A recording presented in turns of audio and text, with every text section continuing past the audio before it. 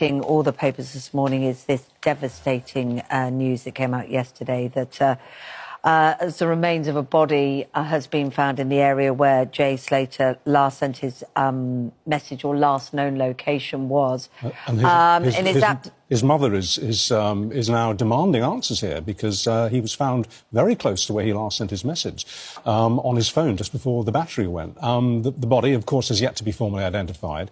Discovered yesterday in a remote and inaccessible area near to the village of Masca in Tenerife. Well, former British Army veteran Chris Pennington, who lives in Tenerife, has spent the last few weeks helping with that search for the missing teenager, and as you can see, joins us now. Jay's mum has said it's the news she dreaded to hear. Talk us through how you've been involved in the search, because there are many questions, not least the proximity to where, as yet formally unidentified as Jay's remains, but a body and remains have been found very close to the last known location. Talk us through that area and your hunt as part of trying to find him. Hi, good morning. Yeah, well, there was a call from the Guardia Civil for volunteers a few weeks ago for anyone that had experience that could help them with their search. I myself went along to assist the Guardia Civil. However, the official search was called off very quickly, I believe 2 days later. I was actually in the area and using the information that we'd gathered. Our thought pattern was to get into the mindset of Jay, try and retrace his steps, and at each key point along that path, ask ourselves the question, what would Jay have done in that situation, to try and track him through the mountains. As you said correctly, the terrain up there is treacherous, and really that's an understatement. I would go as far as say it's absolutely deadly. The Guardia Civil have done a phenomenal job to try and search in that area and make sure that your own safety is looked after, and try and find a missing person in that terrain is a task of the highest order. What do you mean by deadly? Is it the fact that you can't see where the drops are, you can't see where you might fall? You know, what is that jeopardy? There's a number of challenges in that terrain. The first terrain is the vegetation is extremely high. Once you enter off the road into the vegetation, you disappear quickly. Right. The ground is very dry, which makes it extremely slippy. And once you come completely off the paths into the ravine, we call them barrancos here, but into the ravine, it's volcanic rock. If you slip on that rock, as I have done last Saturday, I'm bruised, cut, grazed, scraped.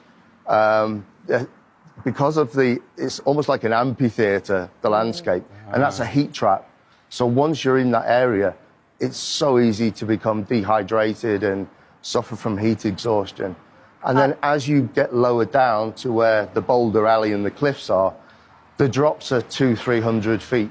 And if you slip at that point and come off, it really is treacherous. You said really is game over. You said you were trying to get into his head and recreate his thought processes. What do you think he was doing up there? Was he trying to take some kind of... I mean, you can see the coast from certain vantage points in that area. Do you think he was trying to take a shortcut back to the coast?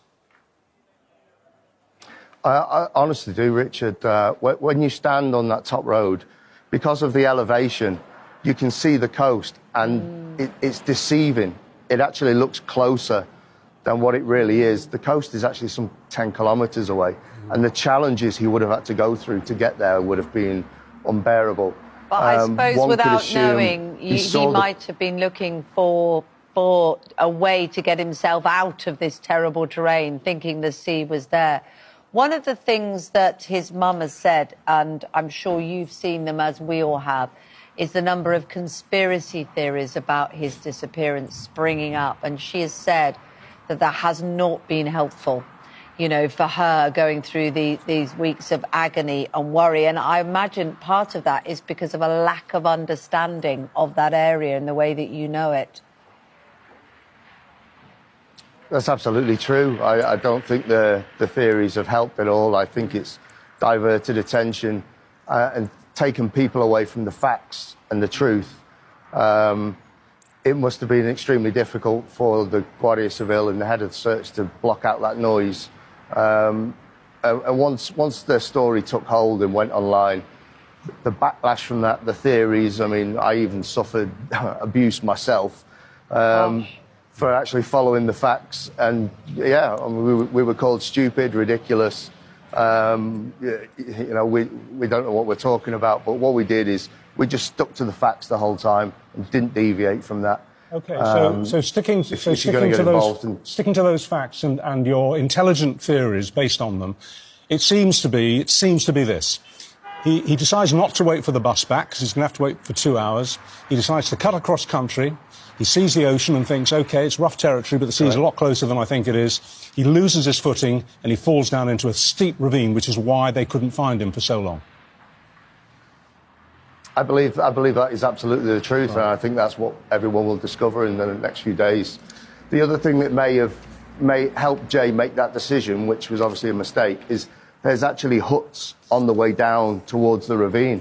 So it's quite possible Jay saw the coast, thought there was some type of civilization there, and probably maybe headed for those huts, took a shortcut.